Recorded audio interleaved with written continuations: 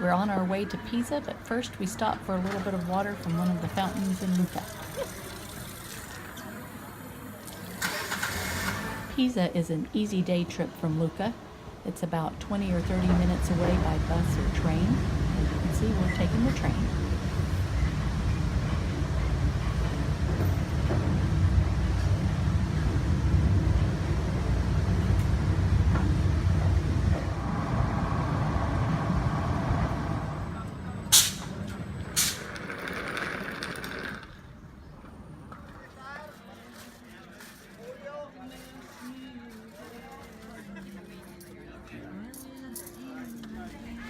Here you can see a model of the Field of Miracles with the baptistry, cathedral, and the famous Leaning Tower.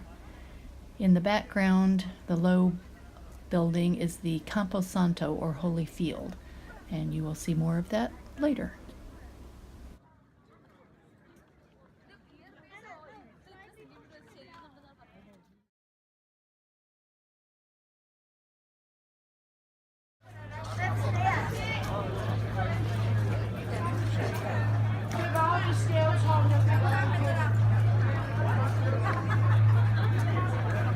First we have to do our obligatory holding up the tower picture.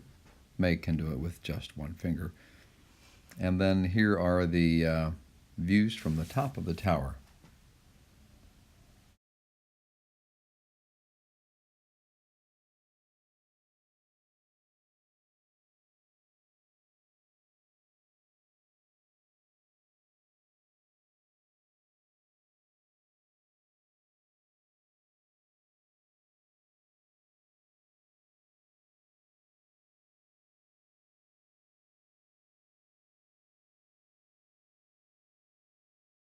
We'll head down to the Campo Santo, which is that long, low building that you see a picture of right there in the oval. And this is the story about a guy who came in the early 1800s and saw the murals on the inside of that structure. And here's his drawing of that. It's a part of the campus that houses the graves, the crypts, the monuments, the statues of famous people from Pisa. Fibonacci is one that you'll notice, but he felt obligated to try to capture what these spaces looked like, because he could see that since they'd been around already for 400 years that they were starting to degrade. And they are simply depictions of stories from the Bible and were an accurate worldview of how people at that time understood things and saw things.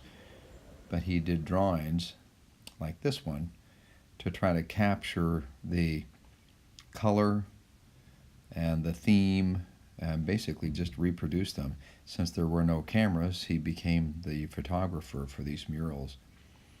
And that process involved him making his drawings, such as this one. He'd use these to make metal etchings so he could subsequently print a number of copies and then color them. And we think that the color is fairly accurate to what people saw on the walls of the Campo Santo originally.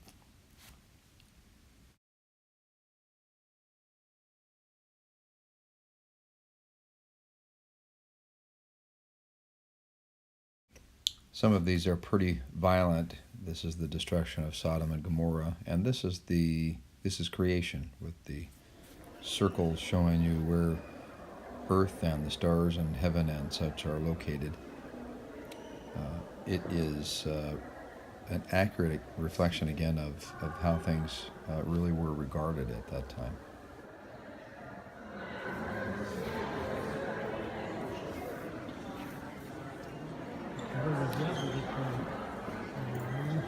Here is a finished print of one of the murals, which looks like this now after the passage of time and damage from the war. And then if you look on the floor, you'll see the squares, and in almost all of those now there are crypts of people that were buried quite a while ago. Here is the statue of Fibonacci, and for you math geeks, you might remember who he was. And then there are just other statues that we just think were lovely.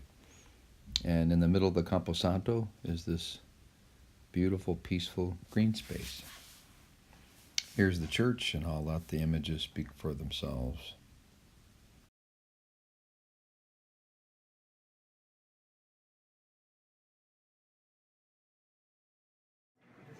Au-dessous de la grande mosaïque con 7 peintures et les corps de Leonardo et Raphaël, mais ils sont des élèves. C'est pas Leonardo ou Raphaël eux-mêmes, mais ils sont des élèves. Sur le vieux maître-autel, un crucifix en bronze, comme le visage à gauche et à droite.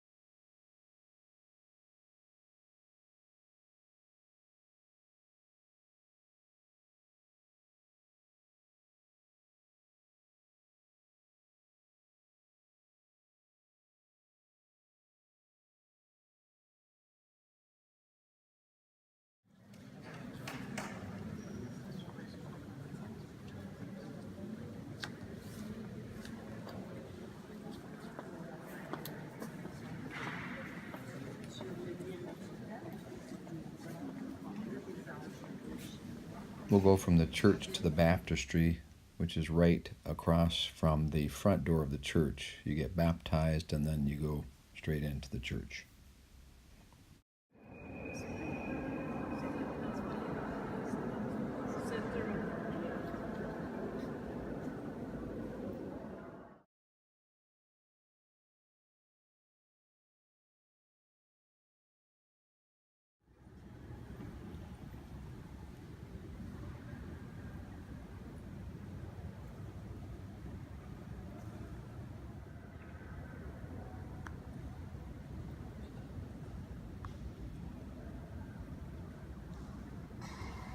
And it was time for lunch, and right down the street from the Torre Pendente, which is the Leaning Tower, are a million places to eat lunch. But again, all the colorful Renaissance buildings. It's all so pretty.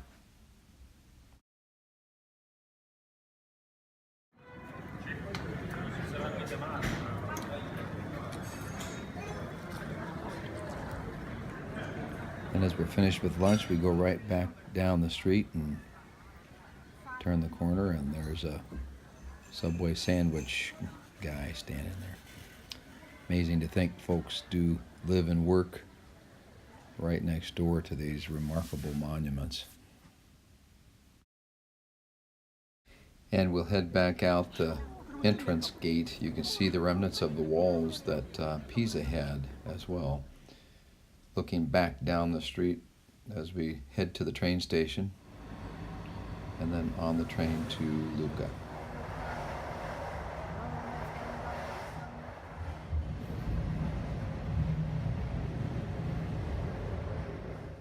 And we're back in Lucca with the beautiful fall colors, the iconic trees, which you see everywhere, and of course the walls now being covered with the tents for Comic-Con.